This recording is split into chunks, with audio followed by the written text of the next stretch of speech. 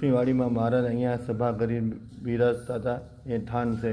નંદ સંતો, દરબારો, હરિભક્તો અહીંયા આવતા હતા અને મહારાજ રોજ અહીંયા સભા કરી બેસતા હતા.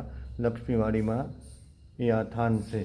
અને મહારાજ જ્યારે ધામમાં ગયા તે દાદા ખાચરને અહીંયા દર્શન આપેલા. દાદા ખાચરને કે હું અહીંયા અખંડ બિરાજું છું લક્ષ્મીવાડીમાં અને ગોપીનાથજી મહારાજમાં. એ આ થાન છે. અહીં ડભાણીયો આંબો હતો. એ આ થાન છે લક્ષ્મીવાડીનું. દાદા ખાચરને કે દાદા હું અહીંયા અખંડ બિરાજું છું, તમે શું કામ ચિંતા કરો છો? હું આ ગઢપુરમાં કાયમ માટે વાસ કરીને રહ્યો છું. એ આ મહારાજની મૂર્તિ છે અને આ ચરણાવીન છે. આ સભા કરીને બેસતા હતા. નંદ સંતો, બ્રહ્મચારી મહારાજ, હરિભક્તો, દરબારુઓ. આ ડભાણીયો આંબો હતો.